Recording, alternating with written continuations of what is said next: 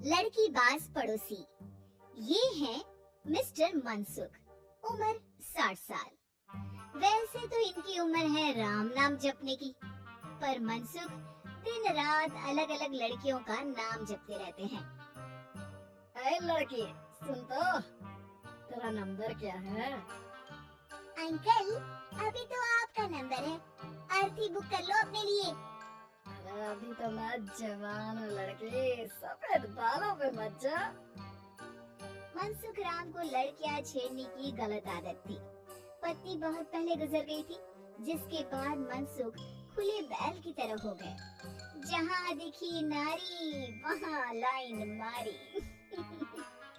मनसुख राम की पड़ोसी सोनी जी के यहाँ नई बहू आई, नाम था कल्याणी। अरे वाह बेटा कल्याणी, तेरे आते ही घर में खुशी खुशी हो गई है बेटा। अरे माँ जी, जलेबी खाओ, बात मत करो, बोलने से खुशी को नजर ना लग जाए।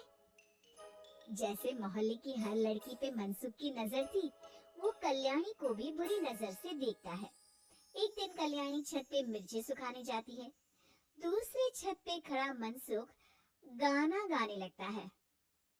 उफ उफ मिर्ची, हाय हाय मिर्ची, देखे तो तुझे लग जाए मिर्ची।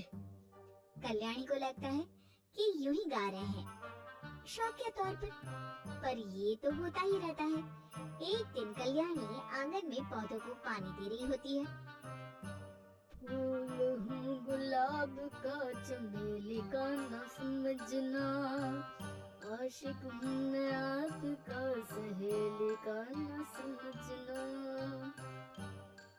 कल्याणी को ये बात बहुत अजीब लगती है, क्योंकि शायरी बोलते वक्त मनसुख उसी की तरफ देख रहा था। वो अंदर जाती है और अपनी सास को कहती है, ये जो हमारी पड़ोसी है। अरे दूर रहना उससे। हाँ, दूरी रहूंगी, पर ये थोड़े अजीब नहीं है?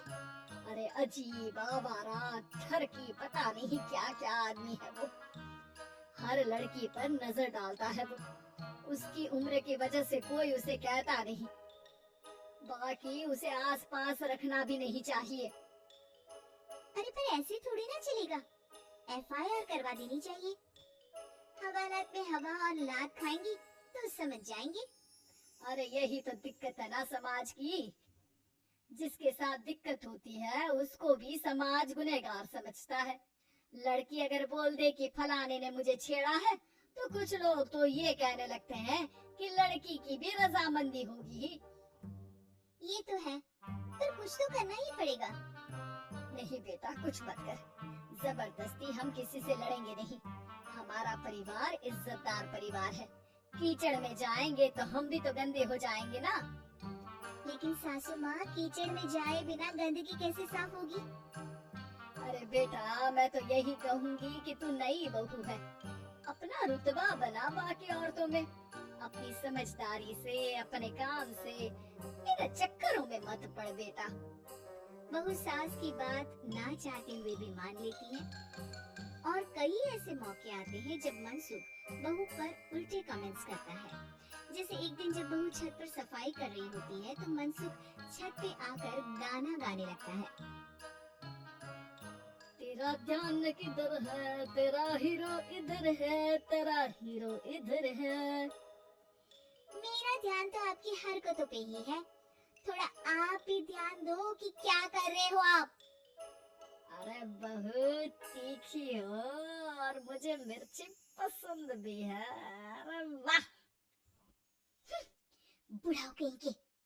बहू वापस अपने कमरे में नीचे चली जाती है। वो किसी को बताती नहीं है कि आज मनसुख ने उसे क्या कहा, ताकि घर में टेंशन ना हो। एक दिन बहू घर के बाहर रोड पर ठेले वाले से सब्जी खरीदने जाती है। भैया, प्याज के भाव कम करो ना, बिना प्याज काटे ही रुला दोगे वरना। तभी बहू की नजर मनसुख पर पड़ती है, जो वहाँ से गुजर रही एक लड़की को देखकर कहता है, शीशी भरी गुलाब की पत्थर पे फोड़ दूं, तेरे लिए तो जाने मन जीना भी छोड़ दूं। लड़की सहम जाती है। उसकी उम्र शायद 18-19 साल की रही होगी। बहू ने जब ये देखा कि मनसुख ने इतनी छोटी उम्र की लड़की को तंग किया है, तो वो घर में जाके अपने पति से कहती है, तुम्हारा पड़ोसी मनसुख, अरे बहुत नीच आदमी है। अरे कुछ करते क्यों नहीं उसका? अरे मैं क्या करूं? पड़ोस में गंदगी है, हटानी तो पड़ेगी ना। मेरा साथ दोगे? दूंगा, लेकिन करना क्या है? हम फंसेंगे तो नहीं ना? डरो मत, अच्छे काम करने से डरना नहीं चाहिए। उस दिन कल्याणी अच्छे से तैयार होती है और मनसुख के घर जाती है। अरे वाह, आज तो घर में चांद उतर आया है। आपकी शायरी, आपके गाने मुझे यहाँ खींच लाए। शाम को मेरे पति और सास घर पर नहीं रहेंगी, आप मेरे घर आ सकते हैं चाय पीने। अरे जरूर जरूर, मुझे पता था तुम समझदार हो, पर इतनी जल्द मुझे पसंद करने लगोगी ये नहीं सोचा था। चाय पे इंतजार रहेगा। मनसुख शाम को कल्याणी के घर चला जाता है। आप बेडरूम में बैठिए, वहाँ चाय पियेंगे। अरे वाह, बेडरूम में चाय। मनसुख हंसता हुआ बेडरूम में जाता है और वहाँ का नजारा देख के घबरा जाता है। वहाँ पर मोहल्ले की वो सारी लड़कियाँ खड़ी हैं जिनको आज तक मनसुख ने छेड़ा था। कल्याणी भी बेडरूम में जाके दरवाजा अंदर से बंद कर लेती है। अब बेडरूम से सिर्फ डम डम डिशुम डिशुम की आवाज आती है और बीच बीच में मनसुख की चीखें भी सुनाई देती हैं। अरे माफ कर दो बिटिया, अरे नहीं नहीं नहीं, अरे डंडे से नहीं, अरे लग जाएगी। बेडरूम का दरवाजा खुलता है और मनसुख की हालत एक लुटे फटे कौवे जैसी हो जाती है। किए की सजा तो मिलनी ही थी आपको, लेकिन आपकी और आपसे ज्यादा हमारी इज्जत का भी ख्याल रखना था। इसलिए इस बार शांति से धर धर के धरना किया हमने आपकी। अगर जरूरत पड़ी तो बाहर जुलूस भी निकाल सकते हैं। मैं ऐसी गलती नहीं करूंगा, मुझे माफ कर दो। बहू मनसुख को बाहर छोड़ने जाती है। मनसुख अपने घर की तरफ बढ़ता है।